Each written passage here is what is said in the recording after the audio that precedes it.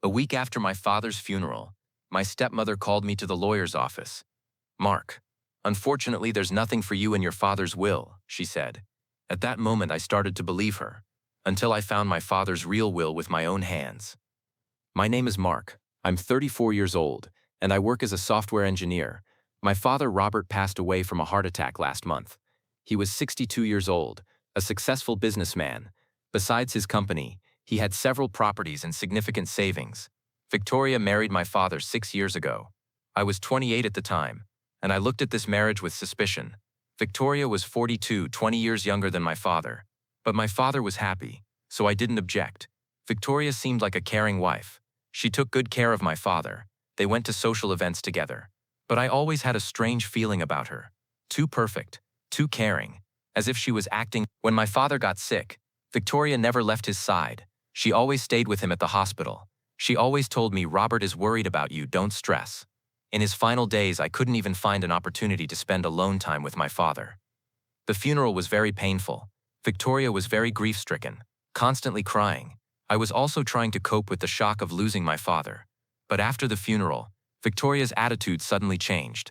"Mark," she had said to me, "now you should live your own life too. This house is too big for you." "What do you mean, Victoria?" I asked. "I mean, maybe it's time to find your own apartment." This conversation seemed strange to me, but in my grief state I didn't think much about it. A week later, family lawyer James Harrison called us to his office. Victoria and I went together for the reading of the will. James looked at us with a serious expression. "This is a difficult situation," he said. "Robert's will is quite specific." He started reading the will. "Robert William Chen, being of sound mind and full capacity, hereby makes the following testament. All my properties, business shares, bank accounts, and personal belongings go to my beloved wife Victoria Chen." I thought I misheard. "Excuse me?" I said. James continued. "Mark Chen has left only personal items and family photos." I looked at Victoria. She was acting like she was shocked. "Oh my God, what has Robert done?" she said. "This is impossible," I said. "My father wouldn't leave me nothing. This must be wrong." James looked at me with a sympathetic gaze. "Mark, I'm very sorry, but the will is valid and witnessed. Robert made this decision consciously. Victoria was playing a fake sad role. Mark, I'm so sorry, I'm shocked too. Maybe Robert was stressed in recent times." When we left the office, my head was spinning. Victoria said to me, "Don't worry, Mark, I'll help you, of course." But her voice tone wasn't sincere. That night at home I thought, my father would never leave me nothing. I was his only child. Since my mother died, we had always lived together. This didn't make sense. The next day I went to my father's study to collect personal items. Victoria had said, "Don't rush, you might mess everything up." But I was careful. While checking my father's desk, I noticed something strange. The private safe he always used was open. Inside was completely empty, but my father always kept that safe locked. "Victoria," I called out, "Dad's safe is empty. He always kept important documents here." Victoria quickly came. Oh, Robert was very confused in the last weeks. Maybe he put the documents somewhere else. But I knew my father wasn't confused. In our last conversations, he was completely clear. That night I researched about will contests on the internet. I learned that if there's evidence of duress, fraud, or mental incapacity, a will can be challenged. The next morning, I made an appointment with independent lawyer Sarah Mitchell. I explained the situation to her. "Mark," Sarah said, "this is definitely suspicious. Under normal circumstances, a father never disinherits his child, especially a financially stable father." "What can I do?" I asked. "First, we need evidence. We need to get a copy of the original will, and we need to investigate Robert's financial transactions in recent months. Victoria won't cooperate. Then we'll investigate privately." Sarah recommended a private investigator to me, Detective Mike Rodriguez. I met with Mike the same day. "Mike," I said, "I need you to investigate Victoria Chen. I need to learn her real background." "What kind of information are you looking for?" "Everything. Past marriages, financial history, legal issues, anything suspicious." Mike was professional. "Give me 1 week. I'll find everything about Victoria Chen." During that week, I tried to act normal with Victoria. She always acted sweet, saying, "Mark, don't worry, I'll support you." But I knew she was acting. One day when Victoria went on a business trip, I thoroughly searched my father's study, every drawer, every file cabinet, but I couldn't find anything. But then I found a small note inside my father's favorite book, in his handwriting. "If anything happens to me, check garden shed. M will understand." M was the nickname he used for me. That night I went to the garden shed.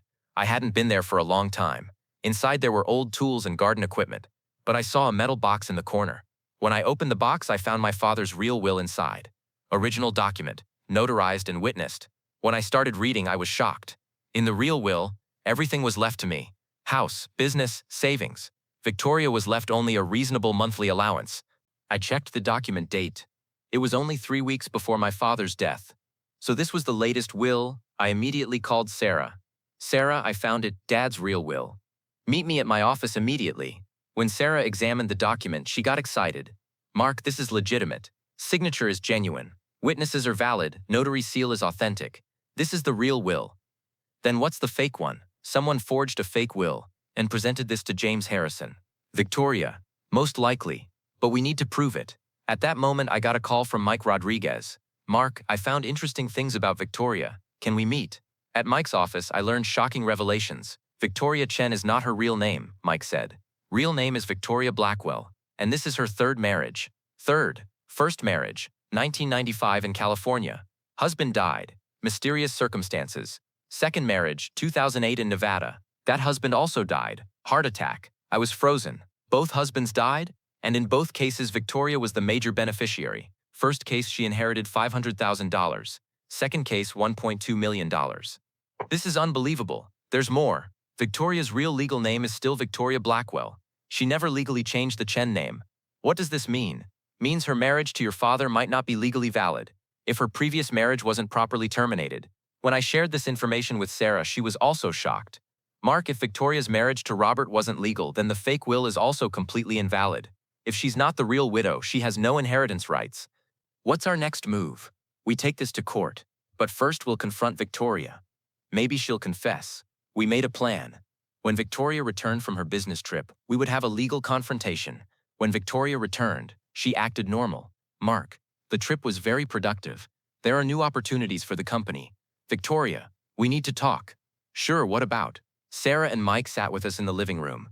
Victoria looked confused. Victoria, Sarah started, we have some questions about Robert's will. What kind of questions? Sarah put the real will on the table. This is Robert's actual last will. It was found in the garden shed.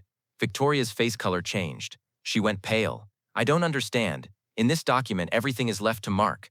The will you presented is fake. Victoria tried to stand up. This is ridiculous. I don't have to listen to this. Mike stepped forward. Sit down, Victoria. Or should I say Victoria Blackwell? Victoria completely froze. We know about your previous marriages. 2 dead husbands, both under suspicious circumstances. Victoria started to panic. You don't understand. This is different. Different how? I asked. Did you kill my father too? No, she shouted. Robert died of natural causes. I just what? Stole the inheritance? Victoria started crying. I needed the money. Robert was wealthy. He didn't need anything anymore. So you forged a will? James helped. He also had financial problems. We made a partnership. James Harrison? He needed money too. We created the fake will together.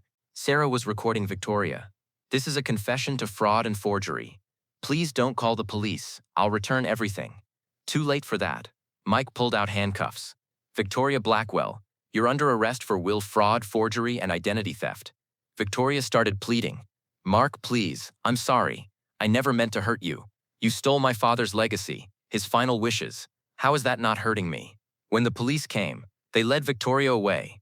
James Harrison was also arrested the same day. The court process lasted 2 months. Victoria pleaded guilty to all charges. The fake will was invalidated. The real will was enforced. Victoria received a 5-year prison sentence. James was disbarred and received a 3-year sentence. My father's real wishes were finally honored. House, business, everything rightfully returned to me. But during the investigation of the case, I learned something even more shocking. My father's death wasn't natural. Autopsy re-examination showed that there was an unusual amount of digitalis in my father's system, a substance not found in his heart medication. Victoria eventually confessed that she had been slowly poisoning my father by adding small amounts to his medication. For months she had worsened my father's heart condition. This confession led to murder charges. Victoria's sentence was extended to 25 years to life. The investigation also showed that Victoria's previous 2 husbands had also been poisoned in a similar way. Federal authorities reopened the cases. Now, a year later, I'm living in my father's house. I'm successfully running his business. Victoria's attempts to destroy me made me stronger instead. Sometimes I think what would have happened if I hadn't checked the garden shed. Victoria's plan would have completely succeeded. My father's true wishes would never have been honored. But my father was smart. He had started to suspect Victoria in his final days. That's why he hid the real will and left me a clue. Victoria thought she could easily manipulate a grieving son, thought I would accept the fake will without question. She was wrong. Justice was served, but the cost was very high.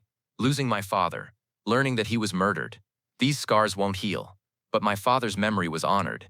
His real final wishes were fulfilled, and Victoria can't hurt anyone else anymore. Sometimes inheritance disputes aren't just about money. Sometimes they're about justice, truth, and honoring those we lost. Victoria had said, "Mark, unfortunately there's nothing for you in your father's will." Turns out my father had left me everything, including the strength to fight for what's right.